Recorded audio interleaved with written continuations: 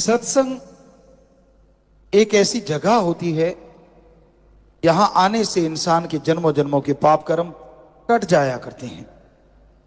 सत्संग में जब आप चल के आते हैं, श्रद्धा भावना से मालिक के नाम का जाप करें, अभ्यास करें, तो वो राम, वो ईश्वर, वो अल्लाह, वो गॉड सबकी इच्छाएं जरूर पूरी करता है। संग का रंग लाजमी चढ़ता है। ये कहावत है, जैसा करो संग वैसा चढ़े रंग। खरबूजे को देख के खरबूजा रंग पकड़ता है। ये कहावत है जमींदारों में, किसानों में।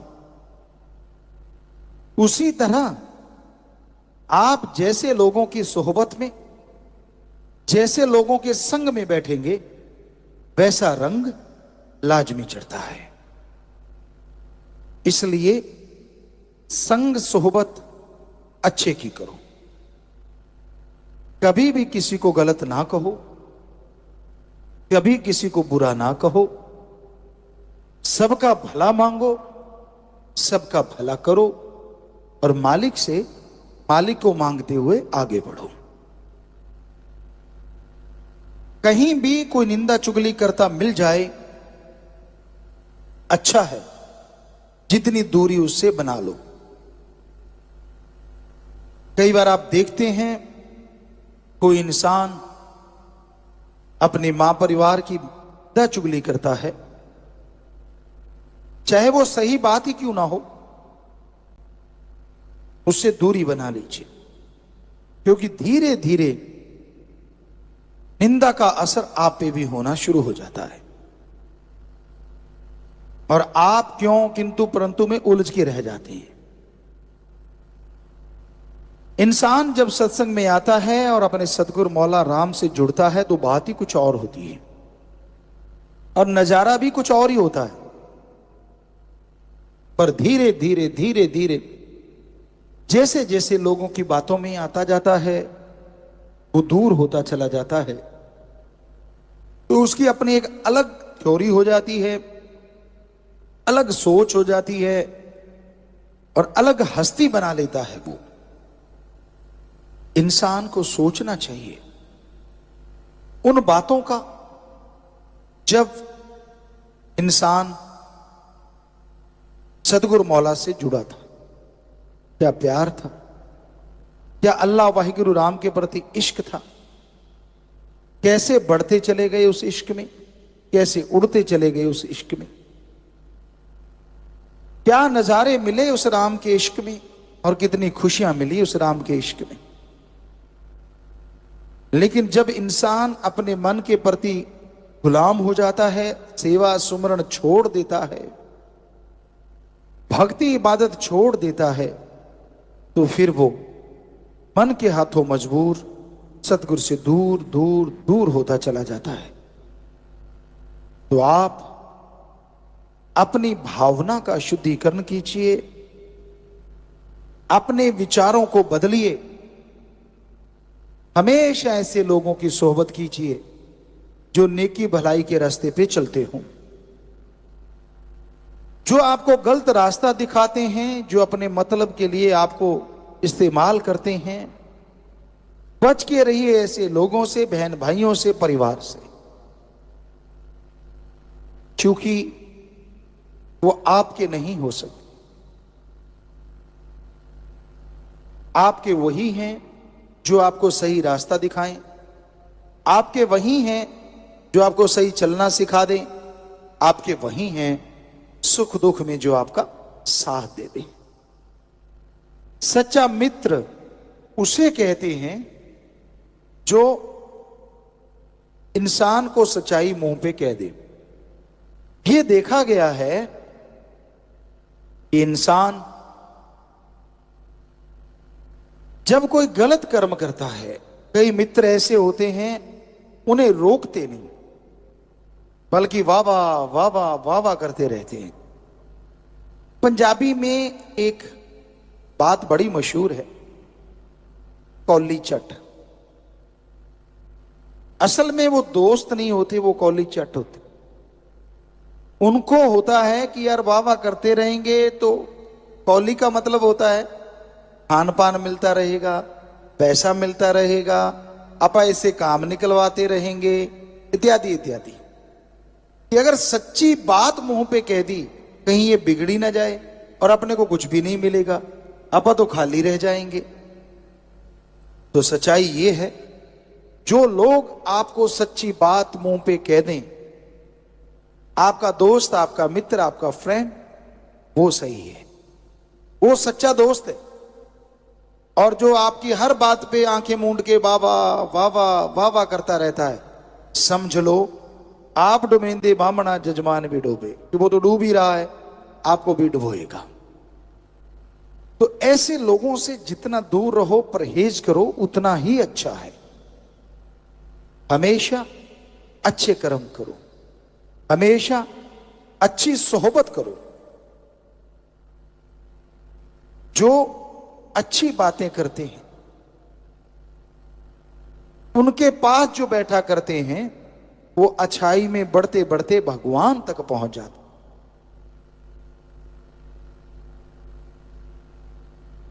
तो संत पीर फकीर हमेशा सत्संग का कहते हैं, सत्संग, सच का संग, सच की सोहबत। और सच है ओम हरि अल्लाह गौड़ खुदारा पाही गुरु राम, और संग उसकी सत्संग, या बिना किसी से कुछ लिए दिए उसकी चर्चा की जाए, उससे जोड़ा जाए, वही सच्चा सत्संग। पानी अगर खारा हो या कड़वा हो, उसमें लाखों क्विंटल चीनी डाल दो, मीठा नहीं होता। कुछ देर हुआ फिर वहीं का वहीं। काग को चूने से पोत दो, वो हंस नहीं बनता, कूड़े करकट के ढेर में चोंच मारेगा ही मारेगा। नमक की खान में अगर कोई चला जाता है तो वह नमकमय हो जाता है, कहीं न कहीं वो नमक से जरूर लिपटा है। उसी तरह कोयले की खान में जाके कोई कालिक से नहीं बच सकता। तो भाई अगर बुराई का संग करते हो तो बुरी बातें, बुरी सोच आपके अंदर अवश्य आएगी, उससे बच नहीं पाओगे आप। और अगर बचना ही चाहते हो तो फिर ईश्वर का नाम लेना जरूरी है, मालिक का नाम लेना जरूरी है, तभी बच पाओगे, तभी खुशियां ले पाओगे। अच्छा संग करो। सत्संग की बात तो सबसे बड़ी है, लेकिन कहते हैं चंदन के पेड़ के पास अगर नीम लग जाए तो उसमें भी खुशबू आने लगती है।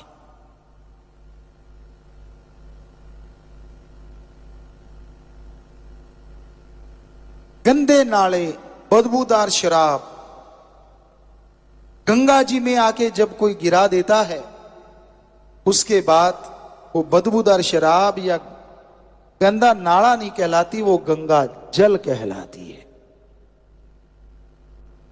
वैसे ही राम नाम की गंगा होती सत्संग। इसमें आप अच्छे हो बुरे हो, आपने जिंदगी में गुनाह किए या नहीं किए, जब आके सत्संग में बैठते हो और गुरुमंत्र ले लेते हो, उसका जाप करते हो, तो यकीनन फिर आप गुंडे, गंदे, बुरे नाम से नहीं बुलाए जाते, फिर आप एक मालिक के प्यारे कहलाते हो, एक सत्संगी कहलाते हो। पर वैसा बन के रहो। समुंदर ठाठे मारता है, मीठी झील ठाठे मारती है, पर कहते हैं उसकी बूंद जब बाष्प बन के उड़ जाती है और वो कहीं तवे पे गिर जाती है, वो जल के राख हो जाती है। उसी तरह सत्संग से जो कन्नी कतराता है, कहने का मतलब राम नाम छोड़ के नशे करने लग गया, बुरे कर्म करने लग गया, वचन तोड़ दिए, तो वो इंसान का हाल उस बूंद की तरह होता है। इसलिए राम नाम से जुड़े रहो। किसी की सुनो ना। यहां ऐसे मास्टरपीस बहुत हैं, तोड़ने का काम कर। दुनिया में किसी को सुखी दे के अगर कोई सुखी होता है तो वो संत है, वरना दुनिया में किसी को खुश दे के सुखी दे के लोग अंदर से जल भून जाते हैं। यार इसको दुखी कैसे करें, यार इसको परेशान कैसे करें, यार इनके बेटों में लड़ाई कैसे करवाएं, इनको दूर कैसे करें। इसलिए एक संत पीर फकीर या उसका मुरीद ही होता है जो दूसरों को सुख देके खुद सुख अनुभव करता है और परमात्मा वास्तव में उसे सुख दे देता है। आप बहुत सारे सेवादार जो आज यहां बैठे हैं वाकई वही हैं जो दूसरों को खुश देख के खुश होते हैं। और यकीन मानो मालिक आपके कुलों को खुश कर देते हैं, बीमा कर देते हैं खुशी का। जा बेटा तू मेरी औलाद को खुश करता है, तेरी कुलें खुश रहेंगी। इसलिए कोई अवसर कोई मौका चूको ना किसी का दुख दर्द बंटाने में। कोई अवसर कोई मौका चूको ना किसी को मालिक से जोड़ने में। कोई अवसर कोई मौका चूको ना घायल को हॉस्पिटल पहुंचाने में, दुखी का दुख बंटाने में। कोई मौका चूको ना भले कर्म करने में। यकीन मानो मालिक मौका नहीं देंगे आपके शरीर पे आपके घर में दुख आने का। सत्संग इस कलयुग में एक ऐसा सहारा है जो डूबते हुए को नाव मिल जाए उससे भी बढ़िया तरीका है। आम कहा जाता है डूबते हुए को तिनके का सहारा, पर अगर नाव भी मिल जाए तो पूछिए मत। तो उसी तरह इस कलयुग में डूबते हुए जीवों को, तड़फते हुए जीवों को बचाने के लिए, राहत पहुंचाने के लिए राम का नाम एक जहाज है जो उन डूबते हुए उन तड़फते हुए जीवों का आधार है। और कोई उस नाम का जाप करे, सुमरन करे, फिर तो कहना ही क्या है। सो उस परम पिता परमात्मा के नाम का जाप हमेशा आप करते रहो, कहीं गुमराह ना हो जाओ, कहीं आलस्य में ना पड़ जाओ, कहीं भूल ना जाओ परमपिता परमात्मा को।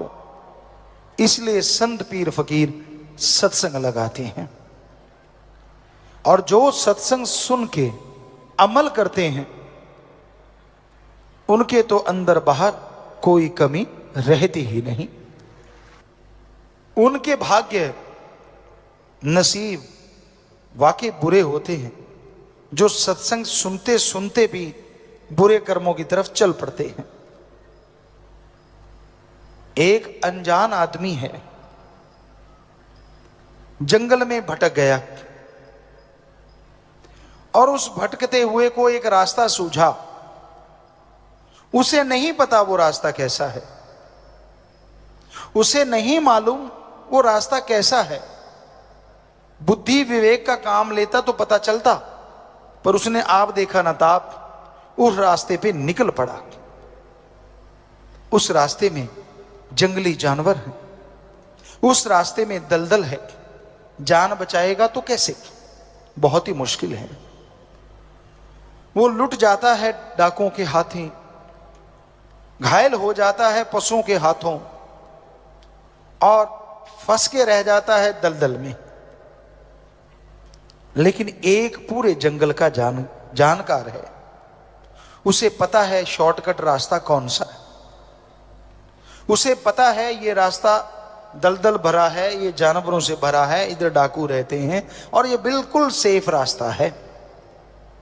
पर वो इंसान फिर भी दलदल वाले रास्ते में चल पड़े, डाकुओं की तरफ चल पड़े, या पशुओं वाले रास्ते में जो खा जाएंगे उस रास्ते में चल पड़े, तो क्या कहिए।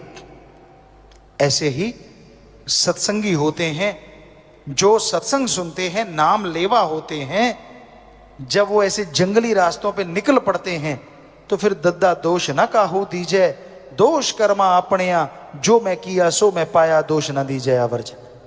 आप तो जानकार हो, जिसने सत्संग सुना, नाम ले लिया, वो तो जानकार है कि ये रास्ता गलत है, ये रास्ता गलत जा रहा है, ये दलदल भरा है, यहां पे काम वासना क्रोध लोभ मोह अहंकार टूट पड़ेंगे, बर्बाद कर देंगे, वो सब जानता है। अगर जानते बूझते हुए भी वो उस रास्ते का चयन करता है, उस रास्ते को चुनता है, तो इसमें फिर ना तो भगवान का दोष, ना गुरु पीर फकीर का दोष, अपने कर्मों की सजा भोगता रहता है, तड़पता रहता है, व्याकुल रहता है। तो इसलिए सत्संगियों, आपको तो पता है गलत रास्ते नहीं चलना, फिर आप मन के लोभ लालच में क्यों चल पड़ते हो? क्षणिक स्वाद के लिए क्यों आप अपने सतगुरु से मुंह फेर लेते हो? क्यों सत्संग की बातों को दरकिनार कर देते हो? क्यों नहीं अमल करते आप? और जब आप अमल नहीं करते, जब आप वचनों की काट करने लगते हो, तो जिंदगी में दुख आज नहीं तो कल आने वाले हैं। फिर उसके लिए भी तैयार रहना। दुख आपने सहेड़े हैं तो फिर भोगने के लिए भी आप अपने आप को तैयार रखो। फिर तो बड़ा भगवान भगवान करते हो, राम राम करते हो। पहले तो राम की सुनते नहीं, पहले उसके संत पीर फकीर की सुनते नहीं, और जब फंस गए, जब तड़पने लगे, फिर भगवान शहद जैसा लगता है। क्यों करते हो आप ऐसा? मन की वजह से। जवानी तो गधे पे भी आती है, आपके कोई अलग नहीं आई, उस पे भी आती है। आपकी जवानी कैसी? वो जवानी जो सतगुरु के लेखे लगे, अरे वो जवानी जो समाज के भले कामों के लेखे लगे, अरे वो जवानी जो भक्ति इबादत में पल पल गुजारे, उस जवानी के बराबर दुनिया में तीनों लोकों में कोई नहीं होता। उसकी भक्ति अव्वल दर्जे की मंजूर होती है। या कोई बचपन में लग जाए और आखिर तक निभा दे, उसकी अव्वल दर्जे की होती है।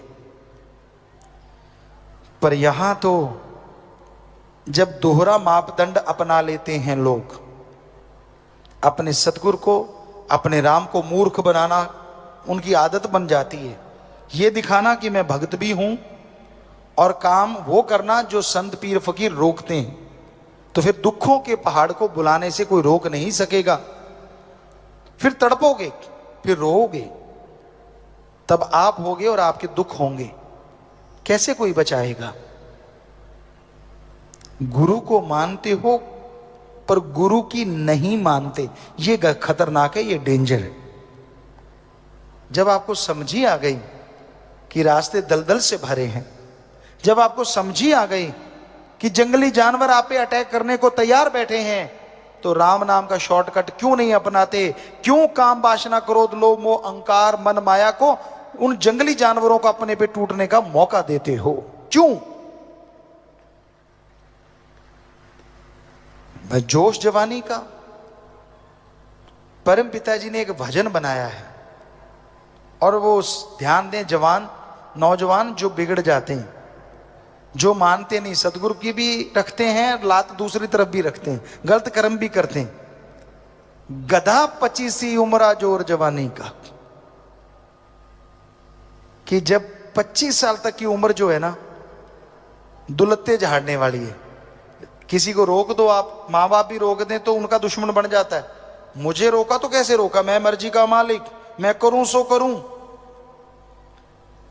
यानी गधे की तरह दुलत्तियां झाड़ता है। संत पीर फकीर समझाएं, अगर उसकी मन की बात कहते रहे, हाँ जी हाँ जी हाँ जी हाँ जी हाँ जी हाँ जी, फिर तो बड़ा खुश। और आज हम जो थोड़ी करारी बातें सुना रहे हैं तो थोड़ा रूठेगा भी, हमें कहते रहते पिताजी तो, और तेरे बाप को कहें भाई, और गड़बड़ तू कर रहा है तो तेरे को ही कहेंगे ना, तेरा बाप करेगा तो उसको भी कहेंगे। तो हमें तो आपके चौकीदार जो हुए, आपकी निगाह जो रख रहे हैं कि मत करो बुरे कर्म, और हमें दिख भी रहा है कि करोगे तो फिर भरोगे, फिर चिल्लाओगे, फिर रोओगे कि मेरे साथ ऐसा क्यों हो रहा है। आजकल क्या बच्चा, क्या बूढ़ा, क्या जवान, सब काम वासना क्रोध लोभ मोह अहंकार मन माया की गिरफ्त में है।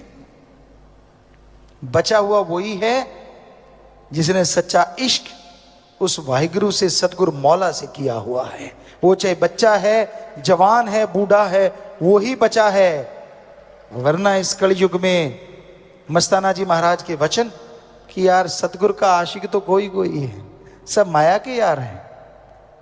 तो हम ये कहते हैं उस सतगुरु की कृपा से ही कि आज बहुत से सतगुरु के भी यार हैं, बहुत बच गए उनके रहमो करम से, उन्हीं की कृपा से। खाने को घी, दूध, मेवे, मिठाइयां, खनिज, लवण, विटामिन्स मिले तो कोई गंदगी के ढेर पे चोंच क्यों मारेगा बताइए? नहीं मारता ना। अब दूध पड़ा है, मेवे है, पनीर है, मिठाइयां हैं, हर तरह की सब्जियां हैं, जो आपको पसंद वो सारा सजा हुआ है, लड्डू, जलेबियां, जो भी आपको अच्छी लगती हैं, उसको छोड़ के क्या आप कूड़ा करकट खाओगे? सवाल ही पैदा नहीं होता जी। आप तो उनमें से भी चुन के वो खाओगे जो सबसे स्वाद आपको लगता है।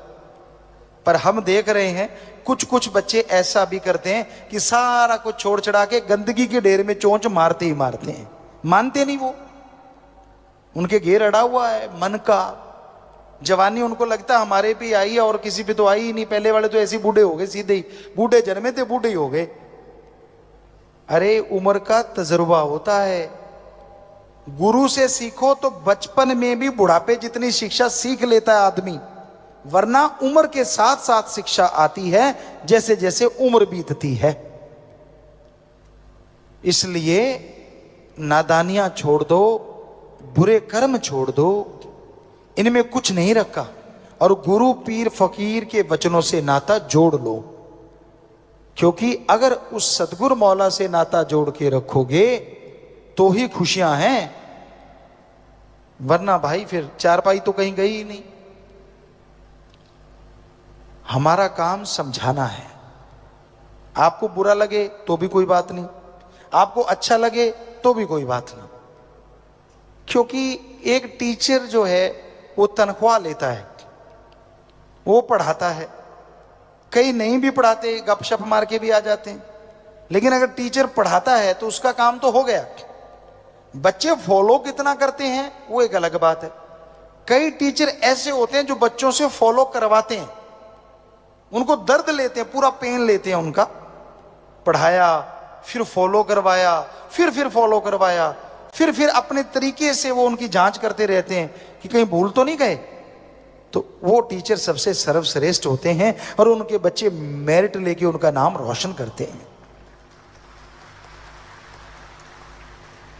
पर वो टीचर कब तक पढ़ाएंगे? जब तक आप 15-20 साल के नहीं होते, 25 साल के नहीं होते। डिग्री डिप्लोमे ले लिया फिर तो आप पढ़ाने वाले हो गए। पर इस कलयुग में एक टीचर ऐसा भी होता है जो पढ़ाता ही रहता है, और वो होता है सच्चा गुरु। उसके लिए शिष्य बड़ा ही नहीं होता, छोटा ही छोटा, छोटा ही छोटा, छोटा ही छोटा रहता है। हर पल उसकी निगाह रखता है वो, हर पल उसका ध्यान रखता है वो, कदम कदम पे समझाता है उसे, वो समझाता चला जाता है। ना बेटा इसकी ना सुन, ना बेटा उसकी ना सुन, तू अपने जमीर की सुन, तू अपने सतगुरु की सुन। सतगुरु और जमीर की सुनेगा तो तेरी तकदीर बनेगी, दुनिया की सुनेगा तो बनी हुई तकदीर का बेड़ा गर्क हो जाएगा। मन हावी होता है, किस पे नहीं होता? आदमी तो आदमी है, लेकिन सतगुरु की जो मान ले वो भी भाग्यशाली होता है, वो भी भागों वाला होता है। जो मान के अमल कर लेता है, चाहे कुछ भी क्यों ना हो, फिर भी मालिक उस पे रहमो करम बरसाता रहता है।